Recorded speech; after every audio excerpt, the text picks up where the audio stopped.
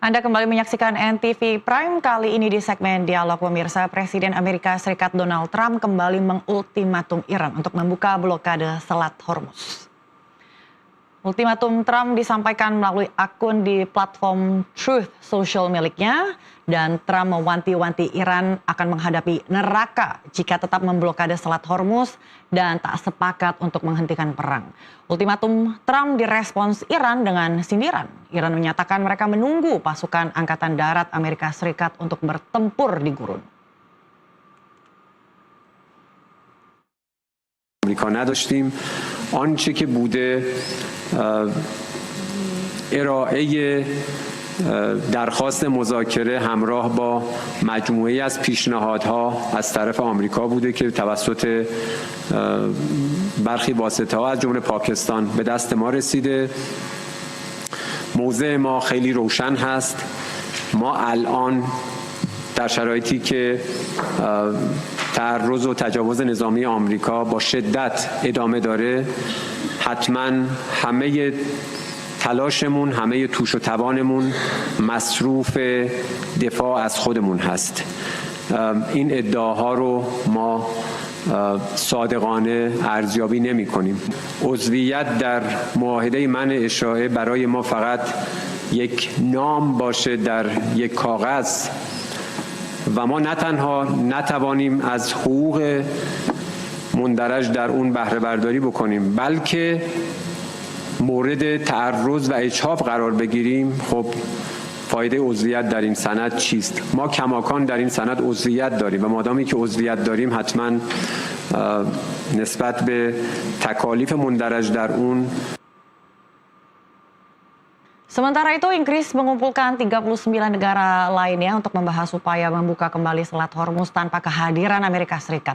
Pembahasan difokuskan pada langkah politik dan diplomatik, bukan militer. Iran memblokade Selat Hormuz untuk Amerika Serikat, Israel, dan negara-negara sekutunya, kemudian berimbas ke perdagangan global yang menjadi terhambat. Negara-negara yang terlibat dari kawasan Skandinavia, Baltik hingga Afrika sepakat untuk mendesak Iran segera membuka blokade di jalur pelayaran vital itu.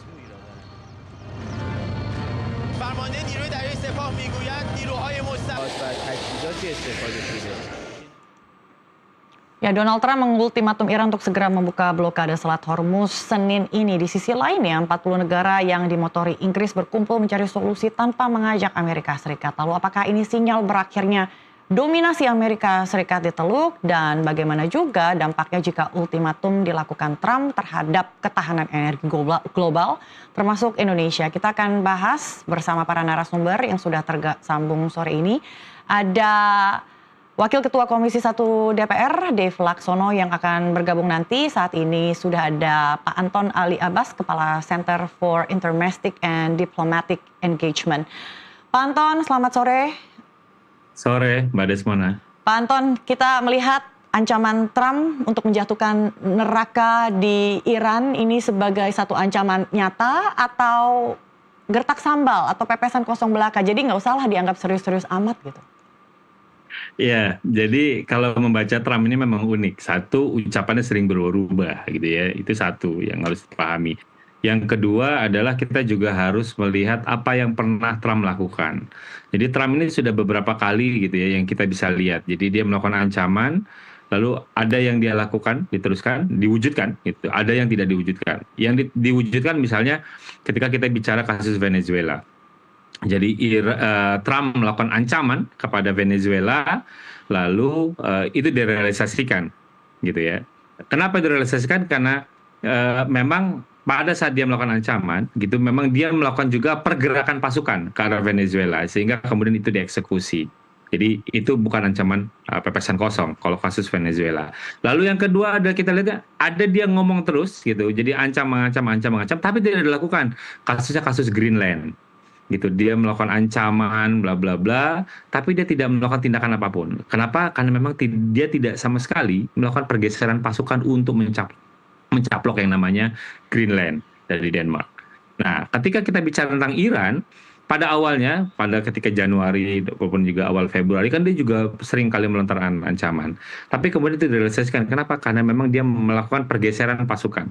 Itu pergeseran pasukan dan itu kemudian ternyata serangannya. Jadi ada banyak pada akhir Februari lalu banyak juga analis yang menganggap bahwa ini adalah pepesan kosong. Tapi kenyataannya tanggal 28 Februari diluncurkan serangan itu.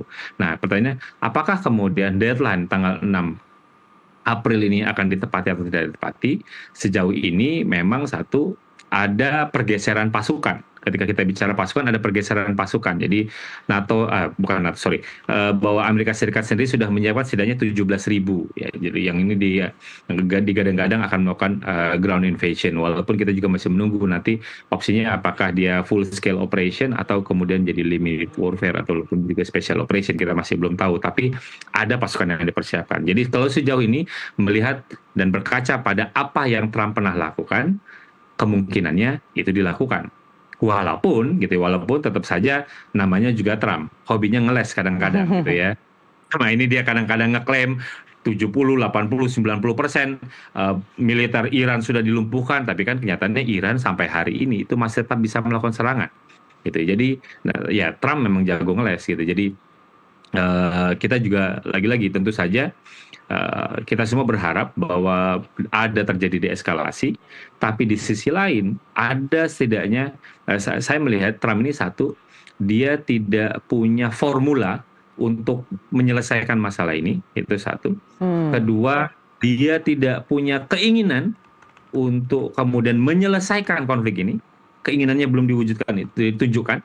Dan ketiga, yang dia lakukan justru adalah eskalasi. Itu ditandai dengan pernyataannya, lalu juga ada pasukan dan lain-lain. Jadi walaupun bagi Trump gitu, karena saya juga melihatnya dia posisinya menjadi dilema ya. Di satu sisi kalau dia tinggal gelanggang gitu ya, dia kabur saja seperti yang dia omongkan bahwa saya akan meninggalkan ini 2-3 minggu, tapi kalau tanpa kemenangan yang jelas tentu dia akan punya kerugian, apalagi dia akan menghadapi pemilu setelah di November ini tahun ini. Lalu tapi kalau kemudian dia meneruskan eskalasi ini dan semakin tidak terkendali, maka dia juga tentu akan punya dampak gitu ya, dampak tidak hanya politik tapi ekonomi dan termasuk juga nanti akan berdampak. Jadi posisi dia memang lagi terjepit. Ini yang sebagai pemimpin negara besar tentu dia masih harus mencari solusi untuk menyelamatkan mukanya ya. Karena ini kan bukan oleh Iran, tapi disebabkan oleh Serikat. Jadi sebenarnya karena dia tidak ada satu formula yang pas ya untuk menyelesaikan konflik ya. Jadi secara tidak langsung mau tidak mau hanya melontarkan ancaman-ancaman dan berharap agar Iran bisa nurut gitu terhadap ancaman-ancaman yang disampaikan oleh Trump. Tapi kalau misalnya tadi Anda sebutkan soal Greenland, kemudian Venezuela, itu kan dampaknya ya mungkin tidak akan seluas dengan apa yang akan dilakukan oleh Trump terhadap Iran. Dan sebagai tadi Anda sebutkan juga Pak Anton, pemimpin negara besar, pastinya sudah menghitung-hitung, sudah mengkalkulasi akan seluas apa. Selat Hormuz ini nggak main-main loh Pak Anton, ini adalah satu selat yang bisa menghancurkan ekonomi global karena jalur perairan yang sangat vital ya, banyak sekali kapal-kapal tanker yang membawa minyak dari negara Teluk ke seluruh perdagangan internasional. Senekat apa sih Trump ini? Ya pastinya saya selalu yakin ya sampai sekarang bahwa Trump itu adalah makhluk yang rasional karena dia satu latar belakangnya pengusaha, kedua dia adalah politisi, tapi juga dia lama punya usaha, jadi saya pikir dia masih tentu akan menimbang-nimbang untung dan rugi gitu ya. Kalau misalnya dia memikir hanya kalau ngomong tentang migas, minyak terutama Amerika Serikat ketika ini kan juga dia punya stok cadangan yang besar gitu ya, cadangan yang besar. Jadi sedikit banyak kalau dari sisi dia mungkin nggak terlalu banyak terganggu, orang lain yang terganggu gitu ya. Gas juga demikian gitu. Jadi dan hobinya Trump kan adalah kekhawatirannya saat ini kan adalah ini terjadi messy war. Jadi perang yang kacau, tapi problemnya adalah seringkali kemudian yang suruh nyuci piring tuh pihak lain. Ini kan menjadi momen ya. Jadi Trump kan ketika dia bilang saya akan pergi 2-3 minggu lagi, soal Hormuz ya itu urusan siapa yang mau pakai. Kalau Inggris butuh minyak ambil sendiri, saya nggak mau urusan dengan itu. Kan itu, tapi kemudian kan bertolak belakang dengan apa yang dia lontarkan di media sosialnya kemarin yang dia mengultimatum untuk Iran membuka Selat Hormuz gitu ya, membuka Selat Hormuz, kalau nggak itu dibuat neraka gitu ya. Problemnya memang neraka, dia bilang neraka di Iran, tapi problemnya ketika Iran membalaskan, nerakanya bukan di Amerika Serikat tapi nerakanya di negara Teluk, ini kan lain soal lagi gitu ya. Jadi apa namanya ya, jadi memang kalau dibilang bahwa ini adalah jalur perairan vital, iya. Ya, apalagi kalau misalnya Houthi misalnya kemudian mengganggu di Laut Merah, ini akan makin menjadi-jadi bagaimana tekanan terhadap perekonomian global, karena tentu ini akan mengganggu jalur logistik dunia gitu. Jadi tidak hanya minyak tapi juga logistik dunia, dan ada di dua perairan strategis. Jadi ada Hormuz dan Selat Bab el Mandeb yang di bawahnya yang dikuasai oleh Houthi, dan ini tentu saja tekanannya akan menjadi-jadi. Ini yang tentu yang orang semua berhitung. Kalau tadi dalam tayangan sebelumnya kenapa kemudian Inggris menginisiasi pertemuan dan 39 negara lainnya adalah dalam rangka untuk mencoba mencari jalan keluar. Gitu, mencari jalan keluar agar eskalasi ini itu tidak kemudian terlalu spiral naik ke atas. Bagaimana kemudian mereka mencari jalan keluar, bagaimana kemudian eskalasi dalam konteks penggunaan kekuatan militer ini tidak terlalu cepat dan tidak terlalu tinggi. Ini yang diupayakan sih, Mbak. Oke, Pak Anton.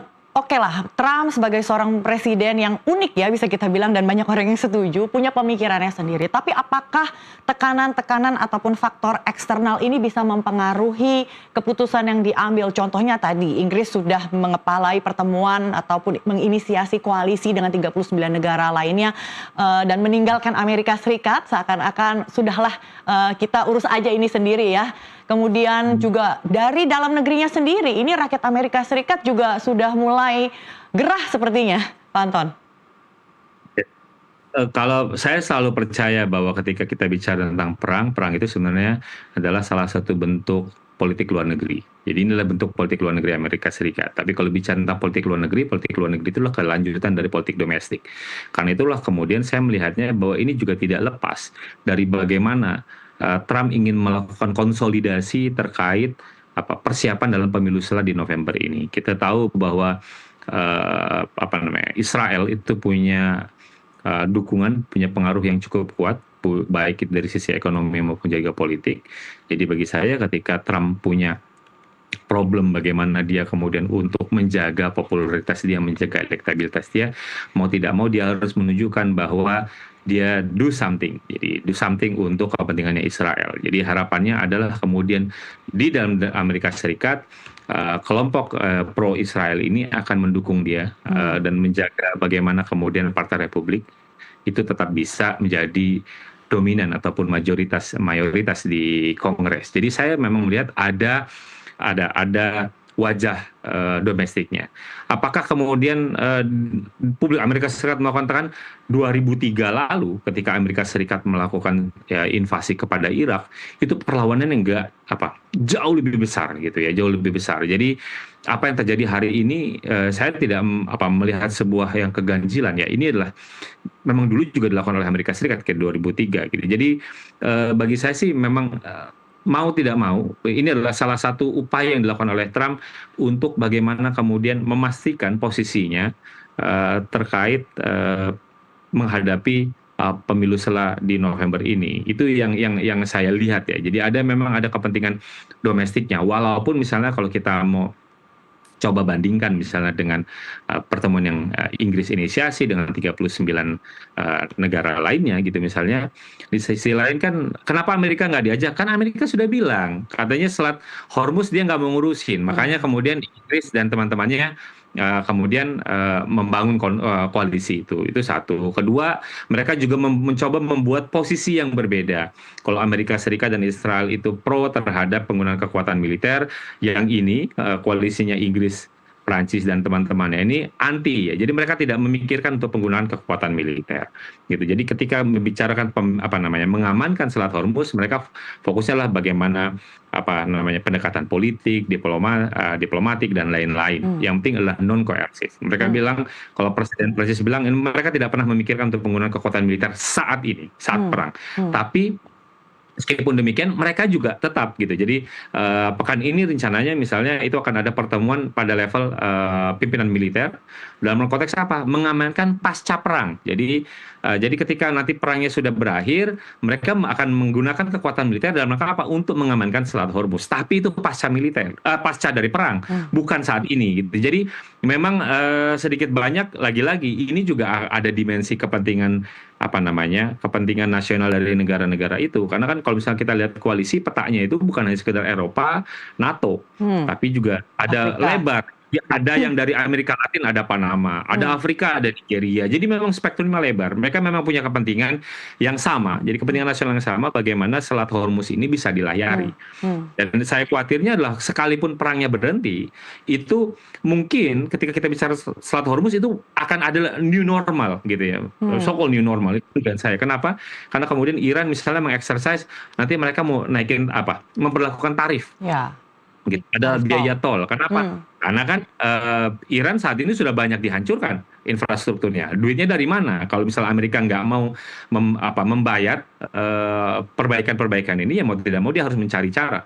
Tapi kan artinya kalau sampai Iran kemudian menerapkan tarif tol, itu artinya Iran sedikit banyak punya keunggulan ketika kita bicara tentang perang ini. Kenapa? Kalau sebelumnya Iran kan cuma mengancam, nanti saya akan ganggu, nanti akan saya ganggu. Pasca dari perang ini, dia kemudian menunjukkan eksistensi dari negaranya itu. Gitu bagaimana kemudian mereka punya kemampuan untuk mengontrol secara penuh. Mereka yang lewat harus bayar, harus ada jatah premium. Gitu. Jadi bagi saya itu adalah salah satu bentuk kemenangan Iran, gitu ya, kemenangan Iran ketika kita bicara tentang perang ini.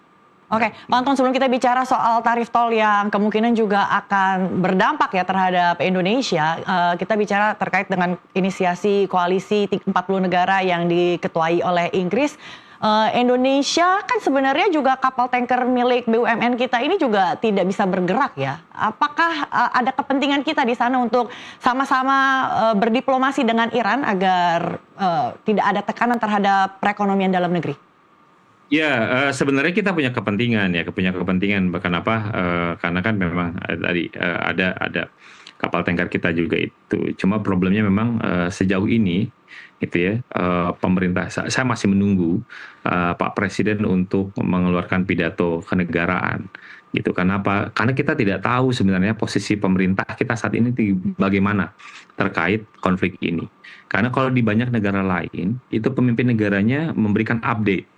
Anda mau dari negara tetangga, ada Perdana Menteri Malaysia, Perdana Menteri Singapura, mereka menyampaikan bagaimana dampaknya, bagaimana posisi mereka, posisi pemerintah, lalu pemerintah akan melakukan apa, bla bla bla. Gitu. Itu langsung dipegang oleh pemimpinnya. Ini Perdana Menteri. Nah, kita kan ini lebih banyak misalnya pada level menteri, gitu ya, level menteri yang menyampaikan Menko Perekonomian, lalu Menteri SDM, gitu. Bagi saya state address, gitu. Jadi pada level kepala negara itu menjadi penting. Kenapa? Karena kita juga butuh posisi yang pasti. Sebenarnya ketika kita bicara konflik ini, kita itu adanya di mana sih? Kita mau ngapain? Gitu. Jadi ketika apakah informasi simpang siur yang ada saat ini itu benar atau tidak? Karena kan ada yang bilang, oh kita sudah lewat, oh kita belum lewat, gitu. Kita tuh nggak pernah tahu, gitu. Jadi mana yang benar, mana yang nggak. Karena itulah kemudian kalau saya melihat kapasitas seorang presiden kita sangat mampu untuk itu. Tapi kan kemudian tanya-tanya, apakah iya kita saat ini tidak sedang krisis? Ketika negara-negara lain kemudian menunjukkan sense of crisis itu dengan pemimpin negara yang langsung ngomong, nah kita kok belum ya gitu. Jadi saya sampai sekarang masih menunggu-nunggu bahwa jelas kita punya kepentingan. Kita mau menunjukkan sebagai siapa? Apakah kita untuk menjalankan mandat dari pembukaan Undang-Undang Dasar bahwa kita ikut menjaga ketertiban dunia, ini adalah bagiannya. Gitu. Untuk memajukan kesejahteraan umum, ngomong tentang ekonomi ini juga karena kan sedikit banyak kan akan berdampak pada kita. Gitu. Jadi ketika misalnya stok BBM kita memang tidak banyak yang menggunakan yang berasal dari Selat Hormuz. Tapi kan harga beli dari crude oil itu kan mengikuti pasarnya gitu. Jadi kan mau tidak mau, jadi stok kita aman, tapi harga belinya kan itu nggak aman. Gitu. Jadi berbeda memang dengan kenapa Malaysia, Singapura, lalu misalnya Filipina mereka berlomba-lomba karena mereka dua krisisnya, satu dapatin stoknya susah, dan kedua adalah harganya tinggi. Nah kita kan cuma harganya tinggi, tapi kan bukan berarti kemudian kita bisa berleha-leha tenang-tenang saja seperti tidak ada krisis gitu. Jadi semestinya kalau saya sih memang selalu menunggu-nunggu gitu, kapan Pak Presiden ingin kemudian secara reguler itu melakukan update ya. Jadi bagi saya pidato Pak Presiden menjadi penting karena apa? Untuk menenangkan publik karena ada banyak informasi yang terlalu banyak berseliweran. Orang bertanya-tanya, kenapa kok dubes Iran seakan-akan, loh ini ketemu Pak Jokowi, ketemu Pak JK, kenapa kalau ketemu pemerintah kok nggak ada, nggak kelihatan, nggak kedengeran ya gitu. Jadi kan orang tanya-tanya, sebenarnya posisi kita ada di mana? Apakah kita posisinya terbelenggu karena ada BOP atau seperti apa? Kan publik juga berhak, bagi saya sih penting untuk ditenangkan. Untuk ditenangkan sehingga kemudian kegaduhan, kerisauan bagi saya itu kemudian bisa harapannya lah under control dari pemerintah. Pemerintah harusnya mengambil sikap yang jelas, clear dan transparan ya, menerangkan kepada publik ya supaya kita juga tidak menebak-nebak, tidak menerka-nerka. Lalu sikap dubes Iran yang tampaknya sepertinya menjalin komunikasi dengan pejabat-pejabat sebelumnya ini, apakah menunjukkan kalau sebenarnya Iran sudah menganggap kita ini sekutunya dan ada di pihak dia? Kalau misalnya kita lihat apa yang dibangun oleh Iran kan jauh pada bukan pada simpul-simpul pemerintahan tapi simpul-simpul bekas pemerintah. Jadi Pak JK, Pak JK 2 kali gitu ya, bukan hanya sekali, Pak JK 2 kali. Lalu juga ada dengan Pak Jokowi yang terakhir. Lalu juga misalnya saya mendapat kabar ada pernah bertemu dengan tokoh di Banten misalnya, itu juga. Jadi kan memang yang disasar adalah non-state actor gitu ya. Jadi non-state actor. Apakah kita berada di itu? Bagi saya sih ini adalah upaya untuk menunjukkan bahwa posisi Indonesia sebenarnya agak jauh dari Iran. Gitu ya, agak jauh dari Iran. Karena nggak langsung ke pemerintahnya ya? Langsung ke pemerintahnya, tapi menyasar pada non-state actor. Jadi Pak Jokowi mantan presiden itu bukan state actor lagi, dia non-state actor, bukan bagian dari itu. Entah itu bagian dari mencoba untuk membangun komunikasi gitu ya dengan pemerintah, jadi agar bisa lebih smooth, agar kemudian pemerintah membuka diri gitu ya. Mungkin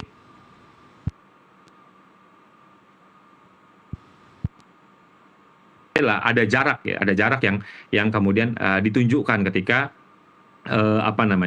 ketika dubes Iran kemudian lebih memilih untuk bertemu dengan tokoh-tokoh itu, Mbak Desmona. Oke, kita akan bahas di segmen selanjutnya seperti apa sebenarnya pandangan pemerintah menurut pakar ya seperti Anda ya, kenapa wait and see dan juga tidak ada hubungan komunikasi langsung ya dengan perwakilan ataupun kedutaan dari Iran. Kita akan bahas di segmen selanjutnya. Kita akan jeda dulu Pak Anton, pemirsa kami akan segera kembali, tetaplah bersama kami.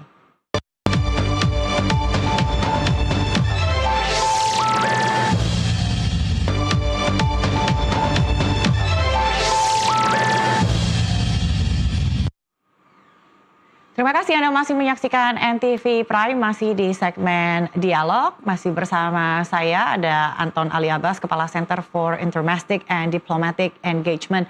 Pak Anton, tadi sempat saya tanyakan ya sikap wait and see pemerintah, apakah ini tidak menganggap bahwa satu situasi krisis yang perlu secara urgent ditanggapi atau mungkin tenang-tenang saja karena tadi juga sempat kami informasikan kepada masyarakat bahwa pemerintah mengatakan bahwa fiskal kita kuat, kemudian cadangan BBM kita juga aman dan bisa bertahan sampai akhir tahun.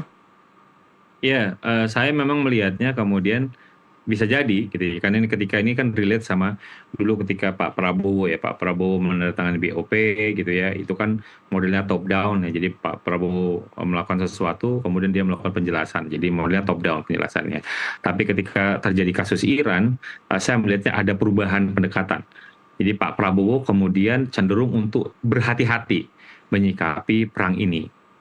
Itulah kenapa ketika sebelum Pak Prabowo mengirimkan surat duka atas meninggalnya pemimpin tertinggi Iran Ayatollah Khomeini, itu Pak Presiden mengumpulkan tokoh politik, mantan menteri gitu ya, jadi lalu anggota DPR, jadi pimpinan DPR misalnya, sebelum itu kemudian dikirimkan. Jadi memang ada pendekatan yang berbeda antara BOP dengan yang case ini. Jadi kalau yang BOP kemarin adalah top down, ketika jadi pemerintah sudah menentukan sesuatu, baru kemudian memberikan penjelasan. Tapi ketika cerita tentang konflik Iran itu muncul, pemerintah kemudian pendekatan berubah gitu. Jadi lebih mendengarkan dulu, baru bertindak, mendengarkan dulu, baru bertindak. Ini yang saya melihatnya demikian gitu. Jadi walaupun kemudian tadi ketika bicara sense of crisis, yang ditujukan ya pemerintah mencoba untuk diwakilkan oleh para menterinya mencoba untuk selalu mengupdate ya, selalu mengupdate. Tapi ya tadi bagi saya penting kemudian karena banyak negara ini menganggap ini adalah situasinya sudah krisis gitu ya. Apalagi bagaimana posisi kita di ASEAN misalnya ataupun juga Indonesia sendiri komitmennya kayak apa dan lain-lain. Semestinya kan memang seorang Prabowo Subianto yang maju. Jadi dari sisi kapasitas saya tidak pernah meragukan seorang Prabowo Subianto. Tapi apalagi misalnya 1 tahun awal pemerintahannya Pak Prabowo terlihat sangat gesit, gitu, sangat ligat ketika bicara dalam forum-forum internasional. Tapi ketika yang kedua, ya mungkin tadi Pak Prabowo tentu saja punya perhitungan yang matang. Kenapa kemudian beliau memilih pendekatan yang berbeda. Saya belum dapat jelas informasinya seperti apa. Tapi kemudian ada perbedaan langkah ini tentu saja sedikit banyak. Ini tentu beliau punya perhitungan karena bagaimanapun juga ketika kita bicara tentang arah politik luar negeri, apalagi kita bicara tentang Iran, lalu juga bicara tentang Israel, Palestina, itu kan audiens domestiknya juga ada gitu. Jadi mau tidak mau memang Pak Prabowo sangat terlihat ada perubahan, ada perbedaan bagaimana beliau berhati-hati terkait menyikapi perkembangan Iran ini. Jadi pendekatannya lebih hati-hati ya, lebih ingin mendengarkan lebih banyak aspirasi lagi untuk memastikan tidak ada langkah salah yang diambil. Tapi soal timing ini juga sangat penting Pak Anton, apalagi negara-negara tetangga ASEAN lainnya seperti Malaysia, kemudian Thailand dan juga Filipina sudah menjalin hubungan diplomatik terkait dengan konflik yang sudah semakin tinggi eskalasinya. Betul gitu. Jadi memang tadi ya timing, karena itulah tadi saya bilang penting untuk kemudian presiden itu mempertimbangkan adanya langkah untuk memberi update pada publik secara lebih reguler gitu. Tidak lagi diwakilkan oleh para menterinya, tapi kemudian oleh seorang presiden sendiri. Karena bagaimanapun juga tentu saja publik akan jauh merasa lebih firm ketika yang berbicara itu langsung pemimpin tertingginya, dalam hal ini adalah presiden gitu. Ini yang memang saatnya adalah momentum gitu, termasuk juga kalau misalnya kita ingin entah itu nanti mau bermain sebagai ikut ambil bagian misalnya dalam penyelesaian konflik, karena Pak Presiden kan kalau misalnya kita baca dalam status IG-nya ya, dalam postingan IG tetap mengecam keras, lalu melanjutkan semangatnya untuk menjaga perdamaian. Kenapa enggak untuk cerita yang ini kita juga ikut ambil bagian. Pak Presiden kan pada awal-awalnya ingin juga punya ini. Tapi kan problemnya bagaimana itu ditindaklanjuti gitu. Jadi bagi saya apa yang dilakukan oleh Dubes Iran itu kan sebenarnya sebuah sinyal. Dia ingin membuka kontak langsung dengan pemerintah. Tapi apakah pemerintah kita membuka diri atau tidak membuka diri gitu deh. Karena bagaimanapun juga itu kan apa yang dilakukan oleh Iran, dalam hal ini Iran ketika dia diserang kan tentu saja dia butuh banyak dukungan dan itu harus diekspos ke publik. Jadi ya itu. Ya, walaupun juga saya cukup paham bahwa Pak Prabowo juga harus mempertimbangkan ini, Amerika Serikat juga ikut mencermati dan lain-lain, posisinya juga terjepit. Tapi lagi-lagi bagaimana kita memosisikan itu, kita tentu bisa berkaca misalnya dengan apa yang dilakukan oleh Inggris dan itu bagian dari NATO-nya. Inggris itu sekutu terdekat dengan Amerika Serikat, tapi kemudian dia bisa punya garis yang cukup jelas ketika dalam perang ini, gitu ya. Jadi ini yang bagi saya Indonesia sebenarnya punya momentum, apalagi kita belum lama ini kita gugur 3 orang prajurit, lalu masih ada prajurit yang terluka. Bagi saya ini adalah momentum sebenarnya, gitu. Kenapa? Karena apa yang terjadi di Lebanon Selatan itu juga tidak lepas dari perkembangan dari perang Iran dan Amerika Serikat. Karena kan kemudian medan pertempuran di Lebanon Selatan antara Israel dengan Hezbollah itu kan juga bagian gitu. Jadi bagi saya ini adalah sebenarnya momentum yang bisa dimanfaatkan oleh presiden kita. Ya, kita menunggu ya seperti apa nanti sikap dari pemimpin tertinggi RI ya, Pak Prabowo terkait dengan konflik yang sudah semakin lebar ini. Padahal ini menyangkut juga soal energi kita ya. Kita sebagai masyarakat tentunya ingin ada semacam sense of kenyamanan kalau misalnya ini akan kebutuhan akan tetap terjaga, tidak ada krisis-krisis di luar itu yang tidak berarti. Namun kalau misalnya kita bicara terkait dengan tadi apa yang akan dilakukan Iran untuk memungut biaya tol transit, Pak Anton, menurut Anda apakah ini adalah semacam untuk agar kerugian-kerugian yang diderita, kerusakan-kerusakan ini bisa diperbaiki dengan menggunakan ongkos tersebut, atau ada maksud dan tujuan lain, ada udang di balik bakwan, Pak? Iya, yang pertama jelas satu, Iran pasca dari ketika konflik ini berakhir tentu membutuhkan dana yang sangat besar untuk membangun kembali infrastrukturnya. Gitu. Karena itulah kemudian ketika kita bicara ketika Amerika Serikat itu mengeluarkan 15 tuntutan, Iran merespon dengan 5 gitu ya. Jadi selain dari minta serangan berhenti lalu tidak dilakukan lagi di masa depan, yang ketiga kan adalah ada dana untuk perbaikan gitu ya. Tapi kalau itu tidak dilakukan artinya Iran harus mencari sendiri. Problemnya kan Iran itu udah lebih dari 40 tahun kan mendapat sanksi ekonomi yang cukup tinggi ya, Embargo. cukup ketat ya, embargo gitu ya. Jadi bagi saya maka mau tidak mau ini kemudian akan menjadi salah satu negosiasi. Apakah kemudian pasca dari perang ini, misalnya antara ada perdamaian, apakah kemudian status embargo itu diangkat atau tidak? Karena kita juga bisa kita ingat bahwa dalam momentum perang Iran versus Amerika Serikat ini, sanksi yang diberikan Amerika Serikat kepada Rusia itu kan dicabut. Gitu ketika Presiden Trump menelpon Presiden Putin, boleh nih untuk membeli minyak dari ini. Jadi dengan kata lain itu adalah salah satu alat negosiasi itu satu. Kalau apakah sanksinya kemudian itu dicabut, artinya Iran boleh untuk menjual minyaknya kembali, gitu.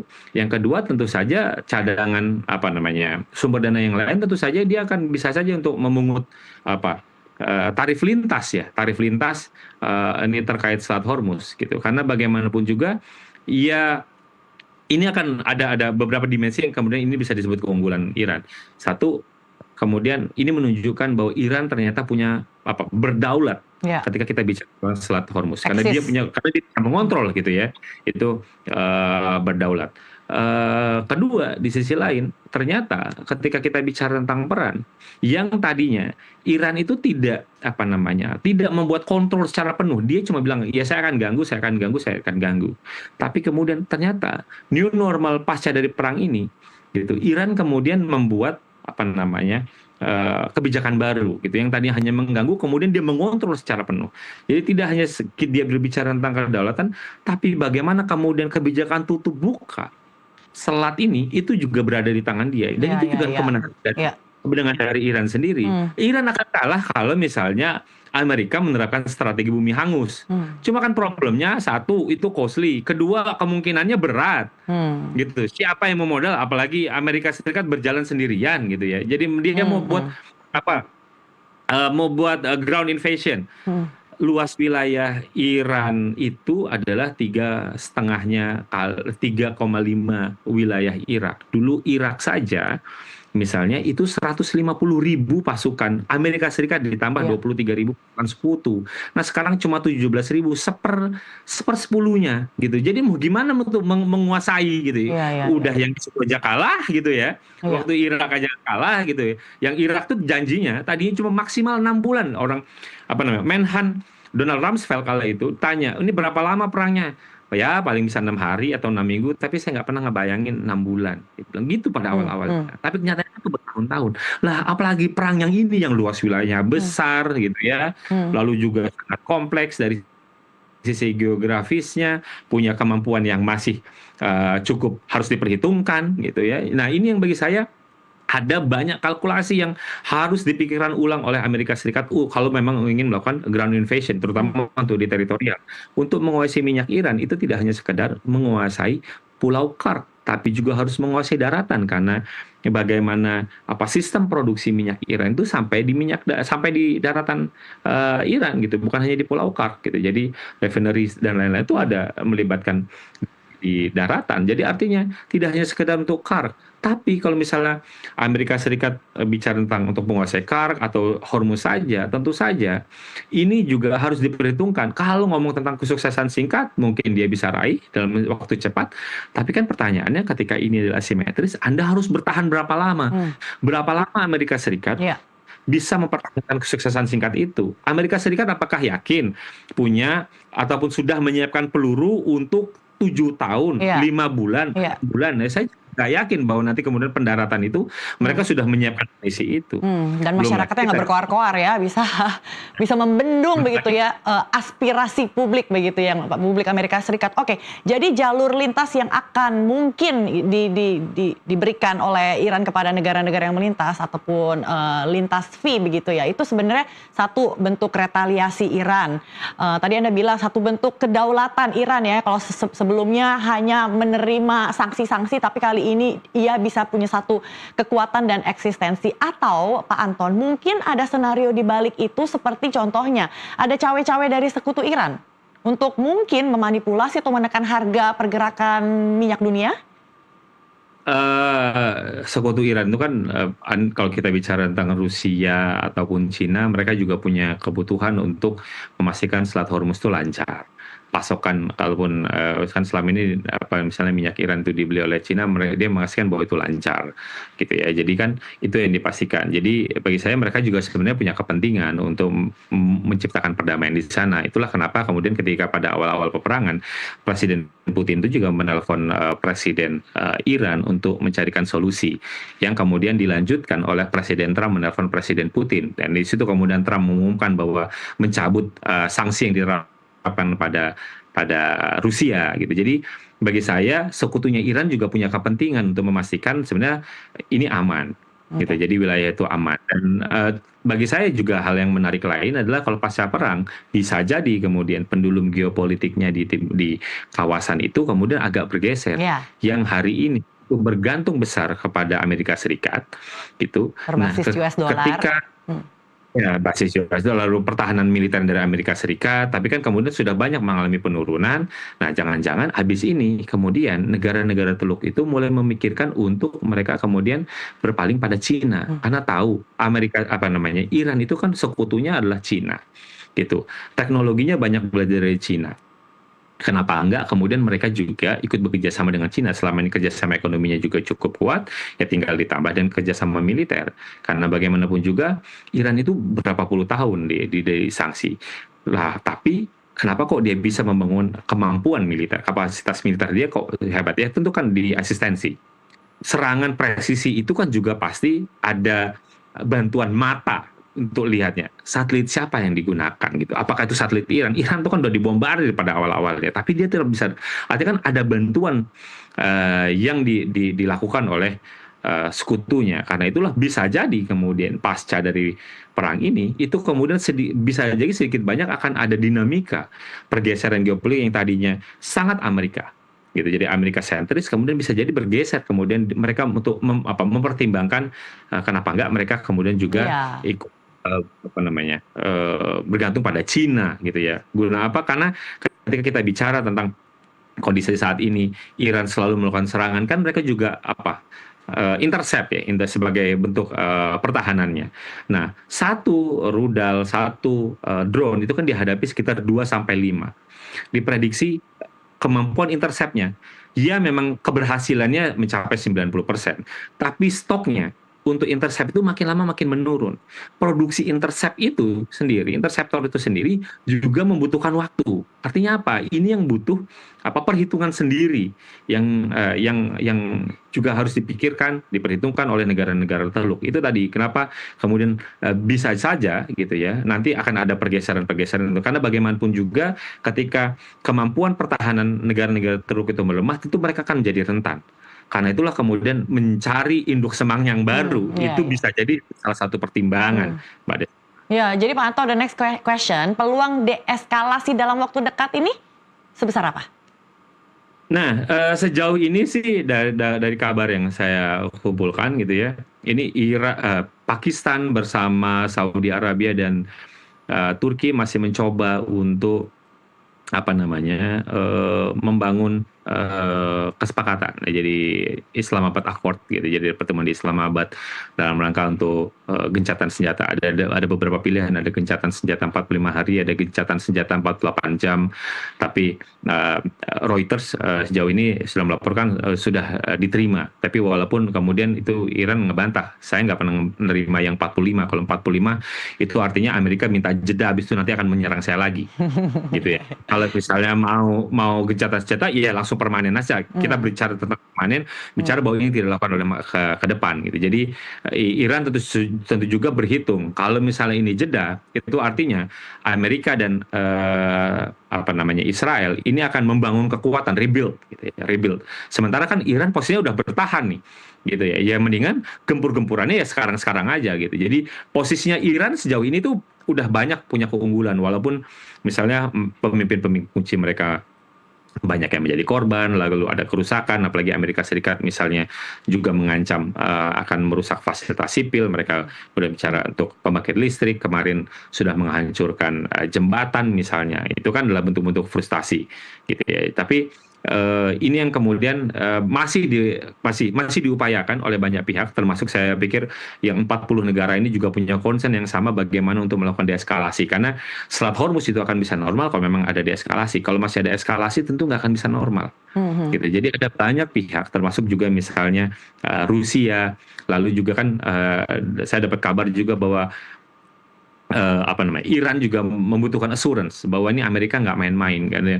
Ini yang salah satu assurance-nya dia saya dapat kabar adalah diharapkan itu dapat dari Cina. Jadi Amerika Serikat juga ikut bernegosiasi sama Cina bahwa Amerika Serikat punya janji sama Cina, dia nggak akan ngapa-ngapain ke Iran lagi gitu. Jadi ini yang kemudian memang ada banyak pihak yang mencoba mengupayakan, karena ini memang nanti dampaknya akan panjang, karena membuka Selat Hormuz bukan berarti kemudian jalur pelayarannya menjadi normal kembali, tidak. Itu akan waktu berbulan-bulan. Jadi dibuka hari ini itu bukan berarti besok itu langsung kayak tol dicegat gitu. Ya enggak kayak gitu. Karena apa?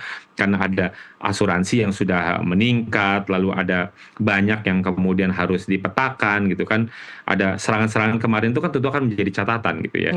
Akan menjadi catatan mereka ya pemilik kapal dan lain-lain gitu. Jadi bagi saya sejauh ini ada banyak pihak yang mengupayakan, termasuk juga yang paling nyata adalah Pakistan, Turki dan Saudi Arabia yang punya concern terhadap ini. Itu. Dari informasi terkini, Pak Anton, pejabat Iran sudah merilis sebuah pernyataan bahwa pemerintah bukanlah menyerang Amerika Serikat dalam arti publik Amerika Serikat, tapi lebih kepada pemerintahnya. Nah, ini apakah juga sepertinya merangkul masyarakat Amerika Serikat untuk ayo kita sama-sama segeralah kita sudahi ini. Ya, itu yang juga pernah disampaikan secara tertulis surat presiden ya kepada publik ya, yang ditujukan kepada publik Amerika Serikat. Dia menjelaskan bahwa kemudian apa yang dilakukan oleh Iran, jadi alasan yang dilakukan oleh Trump bahwa Iran itu adalah ancaman. Jadi dia bilang ancaman dari mana? Karena kami tidak pernah mengancam Amerika Serikat. Kami tidak pernah menyerang Amerika Serikat. Yang kami lakukan adalah bertahan, itu satu.